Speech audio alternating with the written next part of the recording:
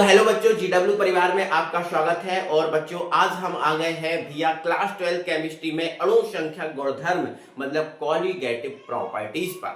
बहुत बढ़िया, एक एक चीज को बहुत अच्छे से तोड़कर फोड़कर बहुत अच्छे से समझोगे, जानोगे, ठीक है ना। बस शुरू से लेकर अंत तक जुड़े रहना, आप एक एक चीज समझ जाओगे, ठीक है ना। चलो आ जाओ, हेडिंग हमारी क्या है? अणु संख्या गुणधर्म। बेटा मैं एक बात बताऊं, सबसे पहले पढ़ने से पहले जो आपकी हेडिंग है, जो उसका नाम है, उससे ही उसका मतलब निकालने का सोचा करो।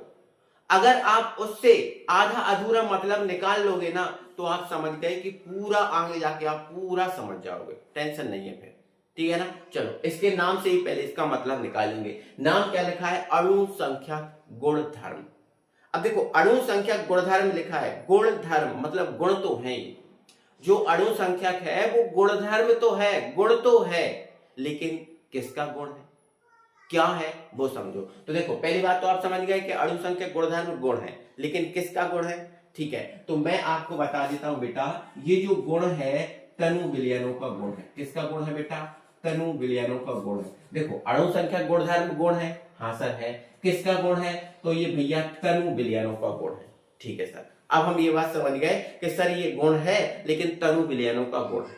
लेकिन सर तनु विलयनों का ये कौन सा गुण है, ये और बताओ। तो देखो लिखा है अणु संख्यक, लिखा है ना।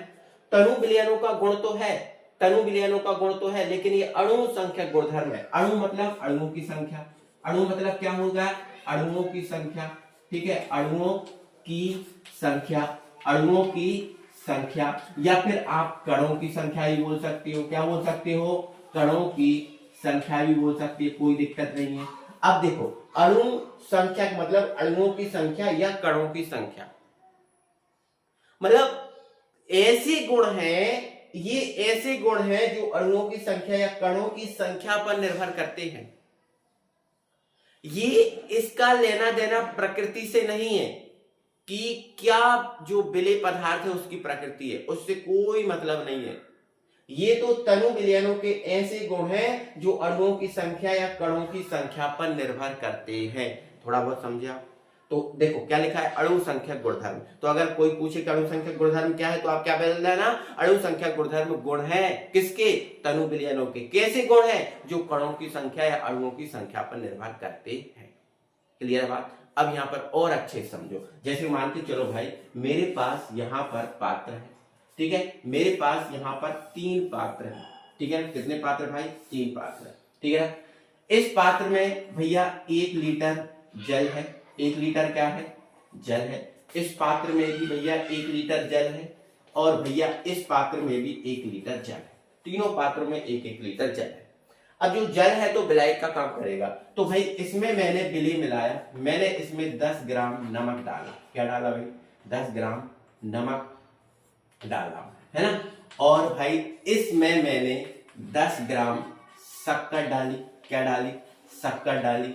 और मैंने भैया इसमें मैंने 10 ग्राम सोना डाला। क्या डाल दिया भैया? सोना डाल दिया, है ना। या क्या डाल दिया? सोना डाल दिया। या फिर मैंने मान लो हीरा डाल दिया, है ना। सोना को कट करो, हीरा डाल दिया।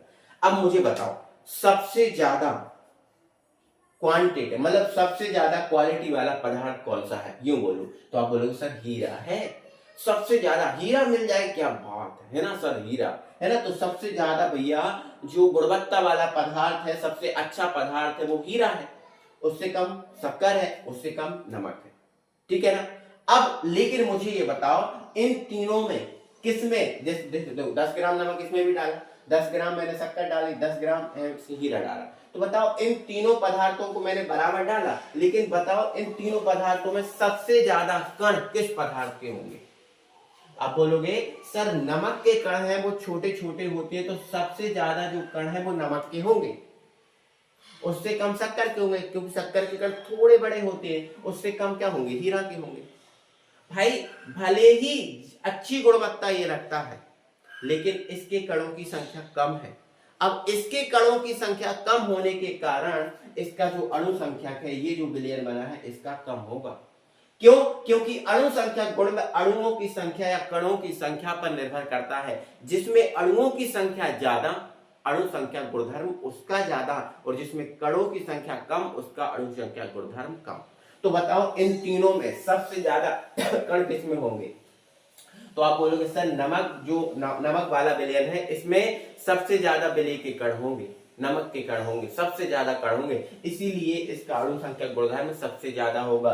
तो भैया ये विलय की प्रकृति पर निर्भर नहीं करता, ध्यान रखना इस बात को। अणु संख्या गुणधर्म है, विलय की प्रकृति पर निर्भर नहीं करता, ये तो विलय के कणों की संख्या पर निर्भर करता है। जिसमें विलय के कणों की संख्या ज्यादा उसका अणु संख्या गुणधर्म ज्यादा वरना कम ही होगा। क्लियर हो गई बात? चलो अब इसकी परिभाषा ध्यान से सुनो। तो जो मैंने बोला ना वही इसकी परिभाषा है। क्या परिभाषा भाई? इसकी परिभाषा है तनु विलयनों के ऐसे गुण, क्या लिखा है? तनु विलयनों के ऐसे गुण जो विलय के कणों की संख्या पर निर्भर करते हैं। विलय के कणों की संख्या या फिर अणुओं की संख्या बोल सकते हो, विलय के कणों की संख्या पर निर्भर करते हैं, उनकी प्रकृति पर नहीं।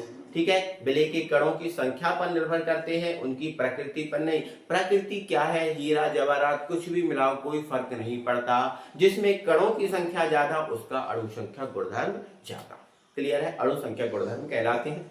अब भाई अणु संख्या गुणधर्म 4 प्रकार के होते हैं। पेपर में क्वेश्चन इसका ऐसा आता है, अणु संख्या गुणधर्म क्या है, उदाहरण सही समझाइए। अब इसके कोई विशेष अलग से तो उदाहरण होते नहीं है, तो हमें क्या करना पड़ता है, अणु संख्या गुणधर्म क्या है इसकी परिभाषा यही लिखनी पड़ती है। अब उदाहरण जो होते हैं, उदाहरण में इनके ये जो प्रकार हैं यही लिखने पड़ते हैं अपन को। ठीक है ना? तो समझ गए क्वेश्चन कैसा आएगा, आंसर उसका कैसे देना है, समझ गए? चलो आ जाओ बढ़ो। अब अणु संख्या गुणधर्म कितने प्रकार के होते हैं? 4। अब इनको सबको बहुत अच्छे समझना, एक एक चीज क्लियर करूंगा। देखो पहला है हमारा वाष्प दाब में अवनमन। देखो वाष्प दाब मैंने पढ़ा के रखा है, वाष्प दाब मैंने पढ़ा के रखा है। वाष्प दाब क्या होता है पता है ना?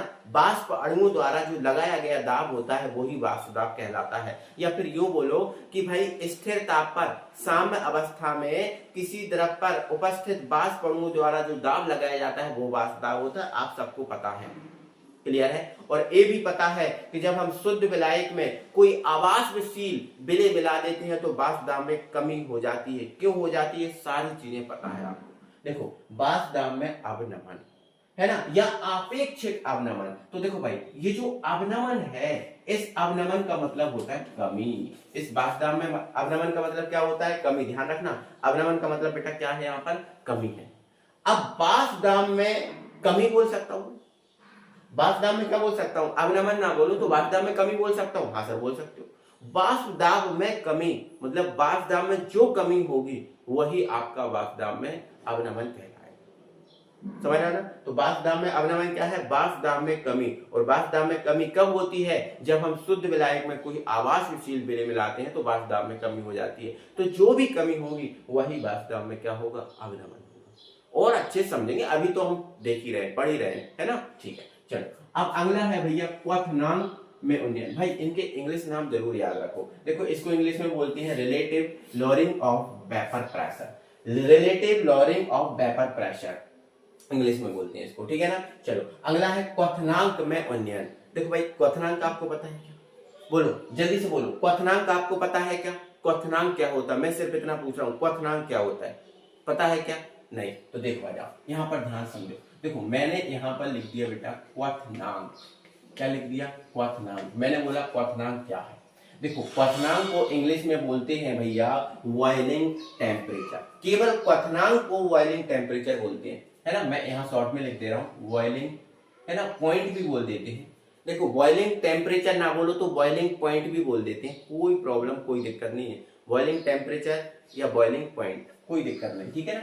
तो बॉइलिंग टेम्परेचर भी बोल सकते हैं, बॉइलिंग पॉइंट भी बोल सकते हैं। चलो अब बॉइलिंग टेम्परेचर या बॉइलिंग पॉइंट बोल देते हैं तो बताओ मैं इसको किससे व्यक्त करूंगा? तो आप बोलोगे सर क्वथनांक को बॉइलिंग टेम्परेचर बोलते हैं इसलिए आप इसको टीवी से व्यक्त कर दो। क्या दिक्कत है? बिल्कुल मेरे डियर साथियों, यहां पर एक एक बात आपको ध्यान रखने वाली है। तो क्वथनांक क्या होता है? तो क्वथनांक पता नहीं अभी क्या होता है। अभी तो सर आपने इतना बताया क्वथनांक को बॉइलिंग टेम्परेचर बोलते हैं, इसको टीवी से व्यक्त करते हैं। ठीक है, अब सुनो क्वथनांक क्या होता है। तो मेरे डियर साथियों क्वथनांक है ये ताप होता है। क्या होता है? ताप। ठीक है सर। सर ये कौन सा ताप होता है? तो देखो ये क्वथनांक ताप होता है, लेकिन मेरे डियर साथियों ये कौन सा ताप होता है, तो ये वह ताप होता है जिस ताप पर कोई द्रव गैस में परिवर्तित हो जाता है, या फिर यूं बोलूं कि वह ताप जिस ताप पर कोई द्रव उबलने लगता है उसे हम क्वथनांक बोलते हैं। ठीक है ना, आप परिभाषा में लिखना है आपको ये, ठीक है, ये चीजें आपको लिखना है, अभी मैं लिखवाऊंगा, ठीक है ना, अभी तो थोड़ा समझ लो। तो क्वथनांक क्या है, ताप है। कौन सा ताप, वह ताप जिस ताप पर कोई द्रव गैस में परिवर्तित हो जाता है उस ताप को क्वथनांक बोलते हैं। क्वथनांक को हम टीवी से व्यक्त करते हैं। क्लियर है भाई, चलो। लेकिन भाई यहाँ पर और चीजें समझना है, और चीजें क्या समझना है, और चीजें बेटा यहाँ समझना ये है कि जो क्वथनांक है इसको हम टीवी से व्यक्त करते हैं, लेकिन अगर ये क्वथनांक शुद्ध विलायक के लिए हो, शुद्ध विलायक क्या होता है बोलो, जल होता है, तो शुद्ध विलायक का अगर क्वथनांक है तो इसको हम T0B से व्यक्त करेंगे, क्योंकि मैंने आपको बताया था शुद्ध विलायक जैसे ही आ जाता है तो उसमें नोट लगा दिया जाता है। क्या लगा दिया जाता है, नोट। तो शुद्ध विलायक का क्वथनांक है, देखो क्वथनांक को तो हम टीवी से व्यक्त करते हैं, लेकिन ये शुद्ध विलायक का है इसलिए T0B लगा दिया, है ना। तो शुद्ध विलायक के क्वथनांक को हम T0B से व्यक्त करेंगे, ठीक है ना। और किसी भी जो विलयन है इसको क्वथनांक को हम टीवी से व्यक्त करेंगे, है ना। मतलब कोई अशुद्ध विलयन है या जो भी है तो उसको टीवी से, लेकिन शुद्ध विलायक है तो उसको T0B से व्यक्त करेंगे। क्लियर हुआ बेटा, कोई परेशानी कोई दिक्कत? आप बोलोगे सर इतनी सी भी परेशानी नहीं है, इतनी सी भी दिक्कत नहीं है। एक और बात समझो, अब एक और बात समझो कि भाई शुद्ध विलायक के क्वथनांक को T0B से तो व्यक्त करते हैं, लेकिन सर शुद्ध विलायक का क्वथनांक होता कितना है, तो ध्यान रखना मेरे डियर साथियों 100 डिग्री सेल्सियस होता है। कितना होता है, 100 डिग्री सेल्सियस होता है शुद्ध विलायक का क्वथनांक। लेकिन अगर इसको केल्विन में लाए तो बताओ डिग्री सेल्सियस को केल्विन में बदलने के लिए क्या करते हैं, 273 जोड़ देते हैं तो केल्विन में हो जाएगा ये 373 केल्विन। क्लियर हुआ बात, ठीक है। ये क्वथनांक आप समझ गए, चलो आ जाओ। अब क्वथनांक में उन्नयन है, ये क्या है, क्वथनांक में उन्नयन। तो बेटा ये जो उन्नयन है, इस उन्नयन का मतलब होता है वृद्धि। उन्नयन का मतलब क्या होता है बेटा, वृद्धि होता है। उन्नयन का मतलब क्या है, वृद्धि होता है। तो क्वथनांक में उन्नयन है सर, मतलब क्वथनांक में वृद्धि है। बिल्कुल, क्वथनांक में जो वृद्धि होती है, उस क्वथनांक में जो वृद्धि होती है वही क्वथनांक में उन्नयन कहलाता है। अब क्वथनांक में वृद्धि कैसे होगी, वो सारी चीजें की बात होगी, एक एक चीज पर एक एक बात पर चर्चा होगी, टेंशन मत लो, है ना। तो क्वथनांक में उन्नयन मतलब क्वथनांक में वृद्धि, क्वथनांक में जो वृद्धि है वही आपकी क्या है, क्वथनांक में उन्नयन। इसको इंग्लिश में बोलते हैं एलिवेशन ऑफ बॉइलिंग टेम्परेचर, या बॉइलिंग पॉइंट भी बोल सकते हैं, टेम्परेचर की जगह पॉइंट आ सकता है, ठीक है। चलो अगला है हेमांक में अवनमन। देखो भाई जैसे क्वथनांक ताप था ना, वैसे हेमांक भी ताप है। क्वथनांक ताप था ना, वैसे हेमांक भी ताप है। अभी मैं समझाऊंगा, थोड़ी जगह कम पड़ गई है लेकिन बाद में समझा रहा हूं अभी, ठीक है। तो ताप है, लेकिन कौन सा ताप है, तो यह वह ताप है जिस ताप पर कोई द्रव ठोस में परिवर्तित हो जाता है। मतलब जल, जो जल होता है हमारे पास, उसको फ्रिज में रखते हैं तो वो बर्फ में परिवर्तित हो जाता है, मतलब ठोस में परिवर्तित हो जाता है। लेकिन वो किस ताप पर हुआ होगा, तो जिस ताप पर भी हुआ होगा वो ताप आपका क्या होगा, हेमांक होगा।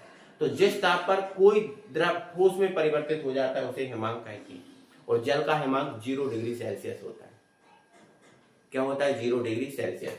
और इसको फ्रीजिंग टेम्परेचर बोलते हैं। क्या बोलते हैं, फ्रीजिंग टेम्परेचर। इसलिए टेम्परेचर का T और फ्रीजिंग का F, मतलब इसको TF से व्यक्त करते हैं।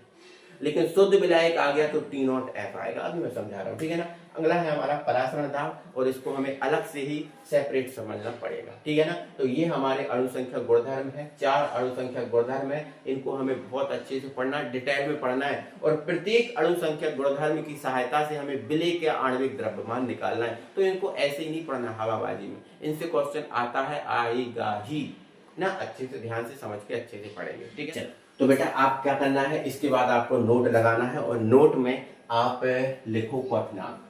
नोट में आप क्या डालो, हेडिंग क्वथनांक। और क्वथनांक को इंग्लिश में क्या बोलते हैं, बॉइलिंग टेम्परेचर। आप चाहो तो पूरा लिख सकते हो, है ना। बॉइलिंग टेम्परेचर बोलते हैं, इसीलिए इसको हम टीबी से व्यक्त करते हैं, ऐसा लिख लेना टीबी, ठीक है। अब क्वथनांक क्या है, ये हेडिंग डाल दी। क्वथनांक क्या है, जिसकी परिभाषा अच्छे से लिखो, वह ताप जिस ताप पर कोई द्रव गैस में परिवर्तित होने लगता है, या फिर ऐसा बोलो, वह ताप जिस ताप पर कोई द्रव उबलने लगता है वह ताप क्वथनांक कहलाता है। वह ताप क्वथनांक कहलाता है। ये बात लिख लेना आप अपनी कॉपी में, ठीक है, ठीक है। अब आगे लिख लेना, शुद्ध विलायक का जो क्वथनांक है इसको हम T0B से व्यक्त करते हैं।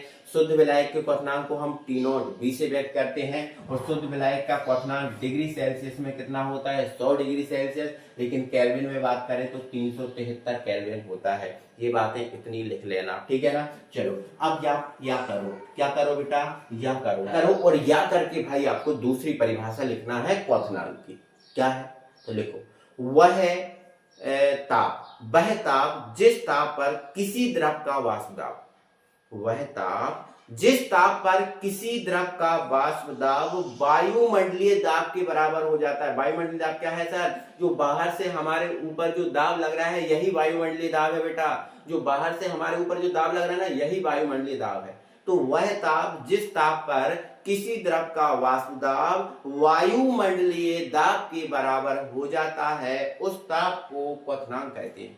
और जैसी वाष्प दाब वायुमंडलीय दाब के बराबर होगा तो वह द्रव जो है ना उबलने लगेगा, गैस में परिवर्तित होने लगेगा। सेम कंडीशन है।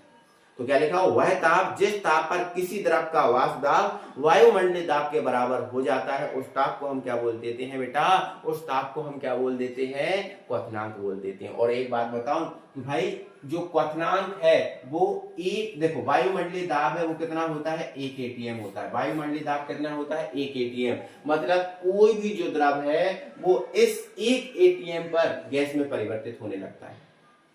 1 atm पर गैस में परिवर्तित होने लगता है। दो परिभाषाएं हो गई आपकी, बिल्कुल हो गई सर, है ना। चलो अब यहाँ पर डाल दो भैया हेमांक, ठीक है ना। क्या बोला, हेमांक। अच्छा, हेमांक को इंग्लिश में क्या बोलते हैं, हेमांक को इंग्लिश में बोलते हैं सर फ्रीजिंग टेम्परेचर। क्या बोलते थे बेटा, फ्रीजिंग टेम्परेचर। अब फ्रीजिंग टेम्परेचर है तो टेम्परेचर का तो भैया टी और फ्रीजिंग का एफ, मतलब इसको हम टी एफ से व्यक्त करते हैं। किससे व्यक्त करते हैं बेटा, हेमांक को टी एफ से व्यक्त करते हैं। क्लियर हुआ, टी एफ से। लेकिन अगर मैं आपसे बोलूं बेटा हेमांक क्या है, तो हेमांक क्या है, ताप है। क्या है, ताप। कौन सा ताप है सर, वह ताप है जिस ताप पर कोई द्रव ठोस में परिवर्तित होने लगता है। बिल्कुल सही बात है ना। तो आप अपनी कॉपी में यही लिखो, वह ताप जिस ताप पर कोई द्रव ठोस में परिवर्तित होने लगता है उस ताप को हेमांक कहते हैं।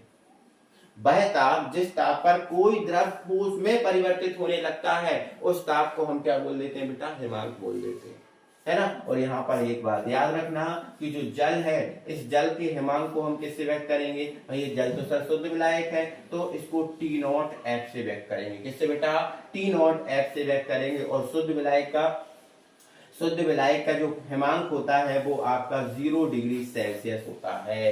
क्या होता है भाई, 0 डिग्री सेल्सियस होता है। अच्छा मैं आपसे बोलूं 0 डिग्री सेल्सियस को केल्विन में बदलो, क्या करोगे सर, 0 डिग्री सेल्सियस को अगर केल्विन में बदलना है, 0 डिग्री सेल्सियस को केल्विन में बदलना है तो ये आपका हो जाएगा 273 केल्विन। क्लियर हुआ, मुझे उम्मीद है सबको समझ में आया होगा, अच्छे से समझ में आया होगा। तो ये 2-3 बातें आपने लिख ली है, ठीक है ना, 2-3 बातें आपने लिख ली हैं, कोई परेशानी नहीं है। चलो अब एक चीज और समझ लो, देखो ये चीजें आपने समझ ली ना, कोई दिक्कत नहीं। एक और समझो आप, वो क्या है, वो है सर गलनांक।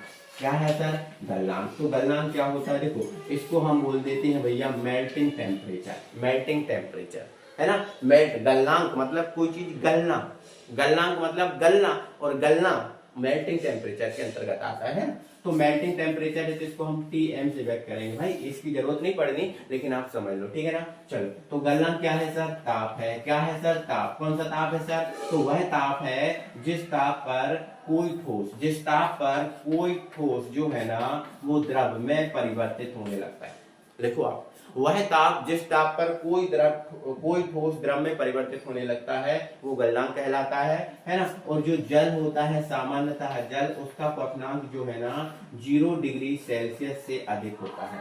0 डिग्री सेल्सियस से क्या होता है बेटा, अधिक होता है, ध्यान रखना है ना, 0 से अधिक होता है ना। 0 से अधिक, जैसे 0 से 1, 2, 3, 4 ऐसे बढ़ेगा ना तो वो चीज गलने लगेगी, ठीक है ना, तो वो चीज मेल्ट होने लगेगी, है ना। तो ऐसा अपन बोल सकते हैं ना। तो अपन ने ये 2-3 नोट लिख लिए, बहुत अच्छे से समझ गए, कोई परेशानी कोई दिक्कत नहीं है, बिल्कुल। तो अपन ने ये जो बेसिक पॉइंट थे वो अपन ने समझ लिए हैं। अब जो हमने अणु संख्या गुणधर्म को क्रम से एक एक करके पढ़ना है उसको अपन पढ़ते हैं, अच्छे से बेहतरीन से समझते हैं। अब हम पढ़ते हैं क्रम से अणु संख्या गुणधर्म को। और पहला हमारा अणु संख्या गुणधर्म है वाष्प दाब में अवनमन या आपेक्षिक अवनमन। दोनों बात है, बाष्प दाब में अवनमन और आपेक्षिक अवनमन। तो पहले भाई बाष्प दाब में अवनमन हमें पता होगा, इसके बाद हम आपेक्षिक अवनमन पढ़ेंगे, आसान रहेगा। तो बाष्प दाब में अवनमन समझते हैं ना, पहले हम अच्छे से समझेंगे और फिर थ्योरी लिखेंगे। देखो इधर मान लेते हैं भाई हमारे पास ये जो पात्र है और इस पात्र में शुद्ध विलायक है जो आपका प्योर जल है, शुद्ध विलायक है जो आपका प्योर जल है, ठीक है ना। अब यहाँ पर बताओ, अगर शुद्ध विलायक है, अगर ये शुद्ध विलायक है तो जब हम इसको गर्म करेंगे, जब हम इसको क्या करेंगे भैया, गर्म करेंगे, जब इसको हम क्या करेंगे भैया, गर्म करेंगे, तो इसके ऊपर खूब बाष्प अणु बनेंगे। बताओ शुद्ध विलायक है तो बिल्कुल यार खूब बाष्प अणु बनेंगे। आप बोलोगे हाँ सर, जब खूब बाष्प अणु बनेंगे, बहुत सारे बाष्प अणु बनेंगे तो बहुत सारे बाष्प अणु टूटेंगे भी। बिल्कुल सर, बहुत सारे बाष्प अणु बनेंगे तो बहुत सारे बाष्प अणु टूटेंगे, और जब ये बाष्प अणु टूटेंगे फूटेंगे तो ये बाष्प अणु द्रव की सतह पर क्या लगाएंगे। आप बोलोगे सर एक बल लगाएंगे, और वही जो बल लगाएंगे वही बल क्या होगा, वाष्प दाब होगा।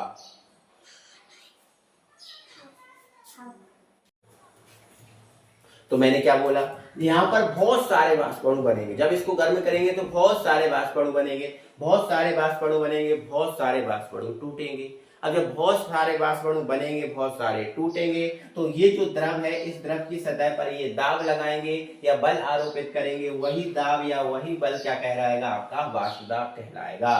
तो अगर ये शुद्ध विलायक है तो इस शुद्ध विलायक का जो वाष्प दाब है मतलब P0 ए है, P0 ए से व्यक्त करेंगे शुद्ध विलायक के वाष्प दाब को। हाँ, तो इसका जो वाष्प दाब है P0 ए है, यहाँ पर ये अधिक होगा। क्या होगा भाई, अधिक होगा। क्यों अधिक होगा, क्योंकि बहुत सारे बाष्प अणु बन रहे हैं, ठीक है ना। यहाँ पर जो है ना अधिक अधिक वाष्प अणु बन रहे हैं, वाष्प अणु बन रहे हैं, तो अधिक वाष्प अणु है तो वाष्प दाब क्या होगा, अधिक होगा, अधिक होगा। क्लियर है बात, ये तो आपको पहले भी पता है, ठीक है ना। चलो सुनो अब आगे।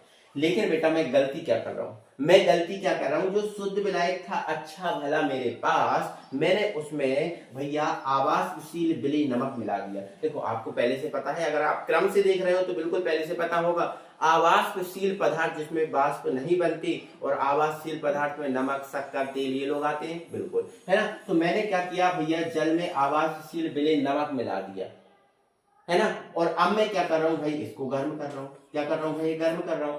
तो जैसे ही अब मैं इसको गर्म करूंगा, जैसे ही मैं इसको क्या करूंगा, गर्म, तो जो नमक है वो खुद तो वाष्प में परिवर्तित होगा नहीं, क्योंकि वो तो आवासशील है, वो तो वाष्प में परिवर्तित होगा नहीं। साथ में ये जो जल है, जल के अणुओं को भी वाष्प में परिवर्तित होने से रोकेगा। नमक खुद वाष्प में परिवर्तित होगा नहीं, क्योंकि जल में नमक मिला दिया।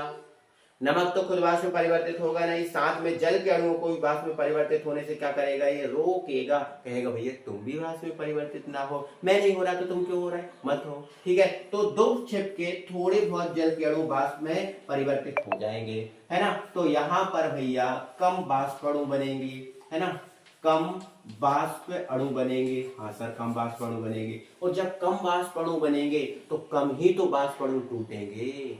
भाई जब कम वाष्प अणु बन रहे हैं तो कम नहीं टूटेंगे, बिल्कुल। जब कम टूटेंगे तो यहाँ जो दाब है वो भी तो कम होगा, होगा कि नहीं होगा, बिल्कुल आपका होगा। तो वाष्प दाब यहाँ पर कम होगा, जब कम वाष्प अणु टूटेंगे तो दाब कम होगा। दाब कम होने के कारण इसका जो वाष्प दाब है भैया, जो आपका Pa है या फिर विलयन है, तो P देखो, क्योंकि ये शुद्ध विलायक था तो ये P0 था, है ना। तो जैसे ही इसमें हमने नमक बना दिया, मिला दिया, तो ये विलयन बन गया, मतलब S फॉर सॉल्यूशन, P मतलब वाष्प दाब, है ना, मतलब सॉल्यूशन मतलब विलयन का वाष्प दाब। तो ये जो वाष्प दाब है वो कम हो जाएगा, ये वाष्प दाब जो है ना वो कम हो जाएगा, यूं मान लो आप, है ना। या फिर कोई दिक्कत नहीं है, अगर आप विलायक के फॉर्म में चल रहे हो तो इसको आप Pa भी मान सकते हो, है ना, क्योंकि यहाँ शुद्ध विलायक का हम देख रहे थे, यहाँ पर अशुद्ध विलायक का हम देख रहे हैं, ठीक है ना। चलो, तो भाई वाष्प दाब क्यों कम हुआ, यहाँ पर वाष्प दाब क्यों अधिक मिला, यहाँ पर वाष्प दाब क्यों कम मिला, क्योंकि यहाँ वाष्प अणु ज्यादा बन रहे थे क्योंकि शुद्ध विलायक था, लेकिन आवासशील विलेय मिला दिया तो वाष्प अणु कम बन गए, क्योंकि आवासशील विलेय खुद तो वाष्प में परिवर्तित हुआ नहीं, साथ में जल के अणुओं को भी वाष्प में परिवर्तित होने से रोक दिया, तो वाष्प अणु कम बने, इसलिए वाष्प दाब कम हो गया। अब मैं आपसे बोलूं कि यहाँ पर वाष्प दाब क्या था, अधिक, यहाँ पर वाष्प दाब क्या है, कम। मैंने बोला कि बताओ कम तो है लेकिन कितना कम है, मैंने बोला भाई वाष्प दाब कम तो हुआ लेकिन कितना कम हुआ, कितने की कमी आई है वो बताओ। तो आप बोलोगे सर ये कमी हम कैसे निकालें, अगर कोई हमारे पास संख्या होती तो भी निकाल देते। हाँ कैसे सर, जैसे मान के चलो यहाँ पर वासुदाव था वो आपका 100 एटीएम था, है ना, 100 बार था, या फिर ऐसा बार वासुदाव का मतलब बार होता 100 बार, और यहाँ पर जो दाब वासुदाव है सर वो 90 बार है। अगर ऐसी कोई संख्या होती, देखो वासुदाव यहाँ से यहाँ जाने पर कम होता है, तो यहाँ ज्यादा था तो मान लिया 100 है, यहाँ कम था मान लिया 90 है। सर ऐसी संख्याएं होती तो भी हम निकाल देते, 100 में से 90 घटा देते, 10 निकल जाती कमी सर।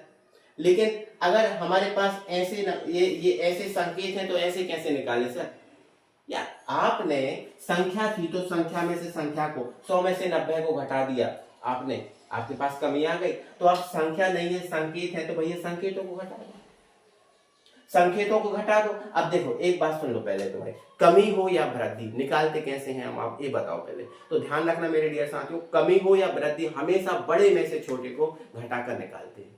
तो यहाँ पर अगर मुझे कमी निकालना है तो बड़ा कौन है, मतलब अधिक कौन है, आप बोलोगे सर पी नॉट ए है बड़ा, है ना। छोटा कौन है, आप बोलोगे सर पी ए है छोटा, पी ए छोटा है। तो भाई बड़े में से छोटे को घटा दो, यहाँ से जो भी आएगा वो आपकी क्या होगी, कमी होगी, है ना, क्या होगी, कमी। लेकिन ये सर किस में कमी निकाल रहे हो, तो आप बोलोगे सर वासुदाव में कमी निकाल रहे हो, तो वासुदाव में कमी निकाल रहे हो तो यही आपका होगा क्या, यही आपका होगा वासुदाव में अवनमन, वासुदाव में क्या होगा, अवनमन। क्लियर हुआ बात। अब देखो ध्यान से समझो इस हेडिंग को, हेडिंग क्या है हमारी, वासुदाव में अवनमन, है ना। अवनमन का मतलब क्या होता है, कमी। किसमें कमी, सर वासुदाव में कमी। तो वासुदाव में कमी कब हुई, जब मैंने शुद्ध विलायक में कोई आवासशील विलेय मिलाया, तब हुई ना। तो परिभाषा इसकी क्या हो जाएगी, जब किसी शुद्ध विलायक में कोई आवासशील विलेय मिला दिया जाता है तो बने विलयन का जो वासुदाव है उसमें कमी हो जाती है। इस कमी को ही वासुदाव में अवनमन कहते हैं।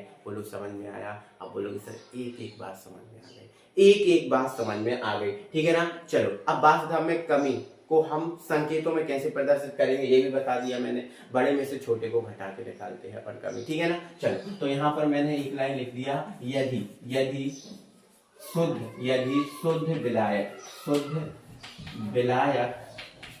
विलायक का वाष्पदाब, शुद्ध विलायक का वाष्पदाब, क्या लिखा, यदि शुद्ध विलायक का वाष्पदाब, शुद्ध विलायक का बेटा वाष्पदाब पी नॉट ए, ये मानते ही सर, है ना, वह आवासशील विलेय युक्त विलयन का जो वासुदाव, जब मैंने आवासशील कोई विलेय मिला दिया तो उसका जो वासुदाव है वो हमने पी ए मान लिया, तब वासुदाव में अवनमन क्या होगा। तो मैंने अब भी समझाया कि वासुदाव में अवनमन निकालना मतलब कमी निकालना है, तो बड़े में से छोटे को घटा दो, है ना। तो बड़ा क्या था सर, अधिक वाला बड़ा था, तो शुद्ध विलायक का जो वासुदाव था वो अधिक था और आवासशील विलेय युक्त विलयन का वासुदाव था वो कम था, है ना। तो बड़े में से छोटे घटा दो, मतलब पी नॉट ए में से पी ए को घटा दो, तो ये आपका क्या निकल जाएगी, वासुदाव में अवनमन। तो अब मैं आपसे एक क्वेश्चन करूं, बोलो सर करो, तो बताओ मुझे पी नॉट ए में से पी ए को घटाया, पी नॉट ए में से पी ए को क्यों घटाया। अब बोलोगे सर पी नॉट ए बड़ा था सर इसलिए बड़े में से छोटे घटाया, हाँ बहुत बढ़िया, ठीक है ना। अब यहाँ देखो ये कमी है वासुदाव में, तो इसको हम डेल पी भी लिख सकते हैं ना,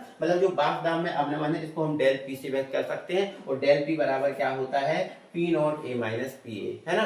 अगर भाई देखो एक और चीज बता रहा हूं, ये हमारा 100% संख्या है ना, लेकिन कभी अगर जो वासुदाव है, अगर शुद्ध विलायक का वासुदाव है, अगर उसको P1 से व्यक्त कर रहे हैं, ठीक है, जैसे मान के चलो विलायक को हम 1 से व्यक्त कर रहे हैं और विलेय को हम 2 से व्यक्त कर रहे हैं, तो इसको P01 बोल सकते हैं और इसको हम क्या बोल सकते हैं, P1 बोल सकते हैं। तो ऐसा भी लिखा हो सकता है, कोई परेशानी कोई दिक्कत नहीं, इससे डरना नहीं कि सर ऐसा क्या है, ये क्या है, ये क्या आपने ये लिखा, ये 1 लिखा, कोई फर्क नहीं पड़ता उससे, ठीक है ना बेटा।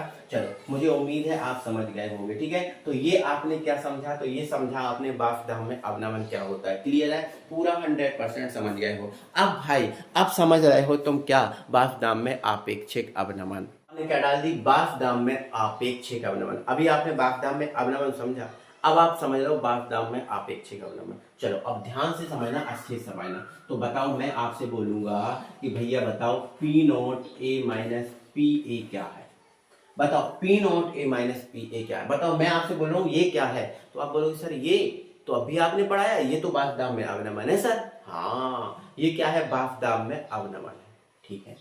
अब मैं आपसे बोलूं कि बताओ भाई पी नॉट ए क्या है, बोलो भाई पी नॉट ए क्या है सर? ये तो वाष्पदाब में अवनमन है और ये शुद्ध विलायक का वाष्पदाब है सर। हाँ बिल्कुल, ये वाष्पदाब में अवनमन है और ये है शुद्ध विलायक का वाष्पदाब। बहुत बढ़िया। अब मैं बोलूँ ये पूरा क्या है, तो आप बोलोगे सर वाष्पदाब में अवनमन और शुद्ध विलायक के वाष्पदाब का अनुपात है सर। अच्छा हाँ, ये वाष्पदाब में अवनमन और शुद्ध विलायक के वाष्पदाब का क्या है? अनुपात है। तो मेरे भाई यही तो वाष्पदाब में आपेक्षिक अवनमन है, यही वाष्पदाब में आपेक्षिक अवनमन है। क्या सर? तो वाष्पदाब में अवनमन एवं शुद्ध विलायक के वाष्पदाब के अनुपात को ही वाष्पदाब में आपेक्षिक अवनमन कहते हैं। मतलब ये है आपका वाष्पदाब, वाष्पदाब में आपेक्षिक आपेक्षिक आपेक्षिक अवनमन, वाष्पदाब में आपेक्षिक अवनमन। ये बात हुई सर, ये बात हुई सर। अब तो हम समझ गए है ना, वाष्पदाब में आपने अवनमन समझा दिया तो आपेक्षिक अवनमन तो आसान है बिल्कुल। अब क्वेश्चन हमारा वाष्पदाब में आपेक्षिक अवनमन क्या होता है वो समझ गया अपन, ठीक है ना। चलो अब मैं आपसे कहता हूं, मैंने आपसे कह दिया वाष्पदाब में आपेक्षिक अवनमन के लिए व्यंजक निर्मित करो। मतलब ये वाष्पदाब में आपेक्षिक अवनमन होता है ना, हाँ, इसका सूत्र, ये जो सूत्र है इसकी स्थापना करो। मैंने अब आपसे ही बोला, तो मेरा क्वेश्चन आपका क्या है? वाष्पदाब में आपेक्षिक अवनमन का व्यंजक बनाओ। मतलब जो वाष्पदाब में आपेक्षिक अवनमन ये सूत्र निकला है, ये कहां से निकला है, कहां से उत्पन्न हुआ है, कहां से पैदा हुआ, इसकी स्थापना करो। मैंने बोला बिल्कुल सर कर देंगे, कोई दिक्कत नहीं है। आओ देखो ध्यान से, आपने राउल्ट नियम पढ़ा है, बोलो राउल्ट नियम आपने पढ़ा है। अब बोलोगे हाँ सर हमने तो पढ़ा है राउल्ट नियम, ठीक है। तो यहाँ पर बस लिख लो हम जानते हैं। क्या जानते हैं?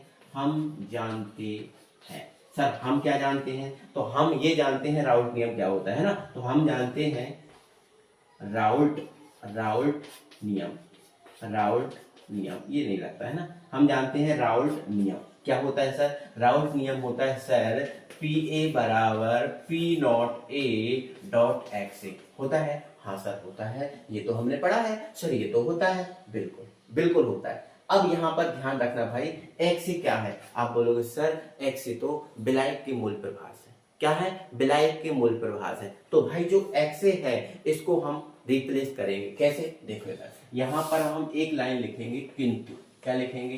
किंतु, किंतु एक्स ए प्लस एक्स बी बराबर कितना होता है? आप बोलोगे सर ये तो एक होता है, एक्स ए प्लस एक्स बी बराबर तो सर एक होता है। हाँ होता है ना, बिल्कुल। यहाँ पर बेटा क्या है? एक्स ए, तो यहाँ से एक्स ए का मान निकालो, एक्स बी को यहाँ ले जाओ, तो ये हो जाएगा एक्स ए बराबर 1 माइनस एक्स बी।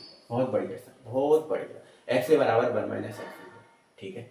यहाँ पर इसको आप चाहो तो समीकरण नंबर 1 दे सकते हो। क्या दे सकते हो? 1, ठीक है ना। तो यहाँ लिख देना एक्स ए का मान, एक्स ए का मान समीकरण 1 में रखने पर, समीकरण 1 उतार लो। क्या है सर? ये है पी ए बराबर P not A dot X A. बहुत बढ़िया। अब ये देखो पी ए है और ये देखो आपका पी नॉट ए है। हाँ सर, और एक्स ए का मान कितना आया है? 1 माइनस एक्स बी, तो 1 माइनस एक्स बी। हाँ सर इतना तो हम समझ गए। हाँ बस अब कुछ नहीं करना है, बस इसका अंदर मल्टीप्लाई करो, तो ये आपका पी ए और ये इसका अंदर मल्टीप्लाई करेंगे तो ये पी नॉट ए, इसका इसमें किया, अब इसका इसमें करेंगे तो minus P not A dot x भी हो गया। हाँ सर ये तो हो गया। अब हमें सूत्र क्या बनाना है? P not a minus P A, मतलब हमें पी नॉट ए में से पी ए को घटाना है। तो देखो अगर हम इसको इस तरफ ले जाते हैं तो ये तो माइनस का होगा, मतलब पी ए में से पी नॉट ए घटेगा और हमें पी नॉट ए में से पी ए को घटाना है। तो इसके लिए क्या करना पड़ेगा? इसके लिए बेटा जो P not A dot X B है इसको ले जाओ इस तरफ, और ये जो है इसको आप इस तरफ ले जाओ। ऐसा किया तो देखो ये इस तरफ जाएगा तो ये आपका P not A dot X B हो जाएगा, और ये इस तरफ तो पहले से ही है ना, पी नॉट ए इस तरफ पहले से ही है, और ये इस तरफ आएगा तो माइनस का पी ए बन गया। सर गजब, मजा आ गया सर, ये ऊपर वाली ये कंडीशन तो बनी गई। हाँ देखो बन गई। अब हम बटे में पी नॉट ए चाहिए, बिल्कुल। तो अगर हम यहाँ से एक्स बी का मान निकालें तो पी नॉट ए तो बटे में चला जाएगा भाई, बिल्कुल। तो एक्स बी बराबर क्या आ जाएगा? P not a minus P A, ये तो पहले से ही था, ये बटे में गया तो ये आपका पी नॉट ए। बहुत बढ़िया सर, ये तो हमारा काम बन गया सर, हमारा तो ये व्यंजक ही आ गया। हमारे पास जो सूत्र स्थापित हमें करना था वो आ चुका। सर कैसे? देखो आप, P not a minus P A upon P not a, देखो आगे। और लेकिन ये चीज आई किसके बराबर है? तो ये चीज आई है सर विले के मूल प्रभास के। किसके बराबर? विले के मूल प्रभास के। किसके? विले के मूल प्रभास के बराबर आ गई है ये चीज सर। हाँ सर ये तो आ गई है, आ गई है ना। तो अंत में फिर एक लाइन लिखो। क्या लाइन लिखो? लिखो, आप अपना पेन उठाओ और लिखो, अतः वाष्प दाब में होने वाला आपेक्षिक अवनमन। क्या? अतः वाष्प दाब में होने वाला आपेक्षिक अवनमन, ये बोलो, वाष्प दाब में होने वाला आपेक्षिक अवनमन है। हाँ, तो अतः वाष्प दाब में होने वाला आपेक्षिक अवनमन विले के मूल प्रभाज के बराबर होता है।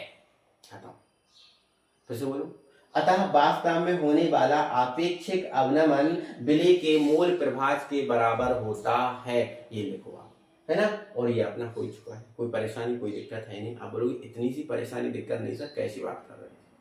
अब हमारा अगला क्वेश्चन लास्ट बन जाता है वाष्प दाब में आपेक्षिक अवनमन से, और वो हमारा क्वेश्चन ये है बेटा, वो हमारा क्वेश्चन ये है कि वाष्प दाब में आपेक्षिक अवनमन की सहायता से विले के आणविक द्रव्यमान की गणना कीजिए। अब क्या बोला? विले के आणविक द्रव्यमान।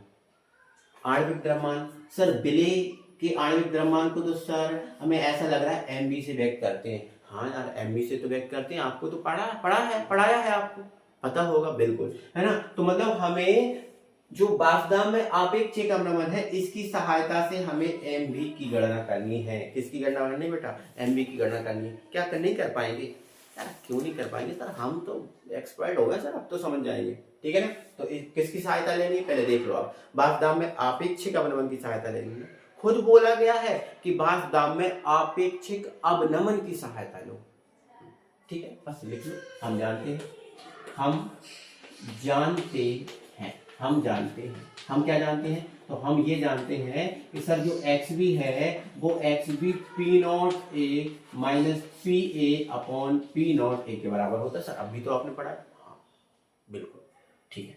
किंतु अब यहां मैंने एक किंतु लगाया। क्या लगाया? किंतु मैं आपसे बोलूं XB क्या होता है? मैं आपसे बोलूं XB किसके बराबर होता है? तो सर XB मतलब विले के मूल प्रभाज। हाँ, विले के मूल प्रभाज। तो विले के मूल प्रभाज तो sir NB upon Na plus NB होते हैं सर। हाँ बहुत बढ़िया, यही तो होते हैं। मैं यही तो आपसे कहना चाह रहा था कि XB आपने पढ़ के रखा है भाई, मैंने कोई नई चीज नहीं बताई, ये चीज आपने पढ़ के रखी है, ठीक है ना। अब जब XB बराबर ये होता है तो XB की जगह आप क्या रख सकते हो? ये रख सकते हो। एक काम करो, इसको पहले लिख लो, इसको बाद में लिखेंगे, ठीक है। इसको पहले लिखेंगे तो ये P not a minus P A upon P not a, ठीक है ना, बराबर। ये तो पहले लिख दिया, बराबर क्या है? XB, और XB की जगह हम ये रख देंगे, ठीक है ना। तो ये NB upon Na plus NB। Clear है? अब बोलोगे सर एक एक बात क्लियर है। सर कैसी बात कर रहे हो? एक एक बात क्लियर है, बस कुछ नहीं किया, इसको आगे रखा, इसको पीछे, जब ये पीछे जाएगा तो XB की वैल्यू रखती है ना। मैं भाई एक किंतु लगाऊंगा, है ना, आप परेशान मत होना, मैं एक किंतु लगाऊंगा। सर वो क्या किंतु लगा रहा है ना, तो मैं ये लगाऊंगा किंतु शुद्ध विलायक, किंतु शुद्ध विलायक के लिए, शुद्ध विलायक के लिए, शुद्ध विलायक के लिए जो NB का मान होता है बहुत कम होता है भैया Na से। आप बोलोगे हाँ सर ये तो बात है। सर शुद्ध विलायक की बात कर रहे हो, मतलब आप जल की बात कर रहे हो, प्योर है, तो सर प्योर जल में विलय तो होगा ही नहीं। बिल्कुल, जब प्योर जल में विलय होगा ही नहीं तो विलय के मोलों की संख्या कहां से आए? आप बोलोगे सर ये तो सही बात है, जब विलय है ही नहीं तो विलय के मोलों की संख्या आई कहां से? होगी नहीं, बिल्कुल नहीं होगी, ठीक है। तो शुद्ध विलायक की जो में होता है, जो NB का मान बहुत बहुत कम होता है Na से। अब बहुत बहुत कम होता है Na से, तो NB तो होगा ही नहीं, NB 0 रख दिया जाएगा। लेकिन भाई तुलना हमेशा बटे में होती है, ये बात याद रखना। मैंने क्या बोला? तुलना हमेशा बटे में होती है। फिर से बोल रहा हूं, तुलना हमेशा बटे में होती है। तो जो बटे का NB है उसको 0 रख देना। जब बटे का NB भैया 0 रखाएगा तो देखो ये हो जाएगा P not a minus P A upon P not a, ये चलेगा। यहां से आपका एन बी ज्यों का त्यों रहेगा, ज्यों का त्यों रहेगा, क्योंकि तुलना बटे में होती है तो बटे वाला जो एन बी है वो 0 रखेंगे, ठीक है ना। चलो, तो बटे में क्या बचा, एन ए बचा, है ना। सर एन बी कहाँ चला गया, सर एन बी को तो 0 रख दिया गया। क्यों रखा 0, क्योंकि भैया इसकी वैल्यू है ना बहुत कम है शुद्ध विलायक में, इसलिए 0 रख दिया, ठीक है सर। अब आगे बेटा थोड़ा सा आपको ये भी पता है ना, P not a minus P A बराबर पी नॉट ए, ठीक है ना। अब हमें बेटा हमें तो एम बी की गणना करनी है। एम बी निकलेगा कहाँ से भाई, इसमें तो एम बी होता ही नहीं है, हमें पता है इसके अंदर एम बी है नहीं, एम बी तो इनके ही अंदर होगा। तो भाई हमें पता है इतना कि भैया यहाँ थोड़ा यहाँ लिख दूं, हाँ ठीक है ना, कि भाई एन ए बराबर क्या होता है, तो आप बोलोगे sir W A upon M A होता है, और मैं बोलूँ भैया एन बी बराबर क्या होता है, तो आप बोलोगे sir W B upon M B होता है। हाँ सर, ये भी पढ़ाए हैं आपने, ये भी पढ़ाए हैं, तो बस एन ए और एन बी को रिप्लेस कर दो। एन बी की जगह क्या रख दो भैया, W B upon M B, ठीक है। इसकी जगह क्या रख दो sir, W A upon M B, है ना। बहुत बढ़िया सर, अब तो बन जाएगा। अब देखो 1 2 3 4, 4 बटे हो गए, तो 4 बटे का क्या कॉन्सेप्ट है बेटा, तो देखो आपको पता है P not a minus P A upon P not a, जैसा जो कहते हैं। अब 4 बटे का कॉन्सेप्ट क्या है, तो सर पहला बटे दूसरा, ज्यों का त्यों लिखा जाता है सर, ये वाला ज्यों का त्यों, फिर इसको पलट देते हैं, मतलब एम ए लिखेंगे अपन और फिर डब्ल्यू। ये सारी चीजें मैं बता चुका हूँ बेटा, कोई नई चीज नहीं आ रही है, सारे कॉन्सेप्ट सारी चीजें मैं पहले ही आपको बता चुका हूँ, पहले ही आपको समझा चुका हूँ। अब यहाँ देखो, है ना, हमें बेटा हमें तो एम बी की गणना करनी है। आप क्वेश्चन देखो, विलय के आणविक द्रव्यमान की गणना करो, मतलब एम बी की, हमें यहाँ एम बी निकालना है, तो एम बी निकालना है तो एम बी बराबर में चाहिए, तो एम बी चाहिए तो एम बी को ले जाओ इधर, और इधर का जो भी है उसको नीचे ले आओ, और इसको ले जाओ इधर, ठीक है। तो जब हम एम बी को इधर ले जाएंगे और इसको इधर ला जाएंगे, तो यहाँ पर क्या बचेगा, एम बी। तो देखो एम बी को हम ले जा रहे हैं इधर, तो ये हमारे पास एम बी है, ठीक है। अब ये एम बी इधर चला गया, ठीक है, ये नीचे आ गए, और ये कहाँ ले जाएंगे, इधर। तो जब ये इधर ले जाएंगे तो ये आपका पी नॉट है ना, इंटू, या फिर ऐसा गुणा लगा देना, ठीक है, W B into M A, into M A. एक बार देख लूँ बेटा, आपको दिख रहा है कि नहीं, हाँ दिख तो रहा है, ठीक है। चलो, तो ये आपका इधर चला गया, तो डब्ल्यू बी और एम ए था, बिल्कुल डब्ल्यू बी और एम ए था, पी नॉट या ये हो गया, ठीक है, वटे में। अब देखो एम बी तो इधर चला गया, देखो ये है, और ये जब इधर आएगा तो ये क्या बचेगा भैया, डब्ल्यू ए है, और ये इधर आ गया तो ये P not a minus P A हो गया, है ना। और यही देखो आप एम बी का फॉर्मूला है, ये बेटा न्यूमेरिकल के लिए काम आने वाला है चीज, है ना। ये आप जब न्यूमेरिकल करोगे ना तो उसमें काम आएगी इस चीज, है ना। तो इम्पोर्टेंट तो है, जरूरी तो है, बोलो इम्पोर्टेंट है, जरूरी है। ये फॉर्मूला आया कहां से, अपने आप नहीं आया, मैंने बना के बताया, एक चीज स्पष्ट करके बताई। तो वाष्प दाब में अवनमन और वाष्प दाब में आपेक्षिक अवनमन होता है समाप्त, ठीक है।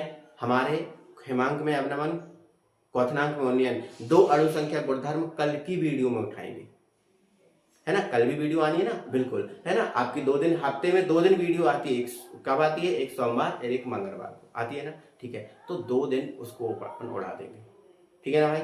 चलो, तो भाई आज की वीडियो में इतना ही। तो देखो भाई, मिलते हैं अगली वीडियो में। देखो मैंने पूरी वीडियो के दौरान आपसे ये नहीं बोला, डिस्टर्ब इतना सा नहीं किया कि लाइक कर दो, सब्सक्राइब कर, तुम क्या कर रहे हो, ये करो, नहीं, आप करना पड़ेगा। लाइक करो, सब्सक्राइब करो और चैनल को शेयर भी करो, ठीक है ना। मिलेंगे अगली वीडियो में, तब तक के लिए बाय बाय।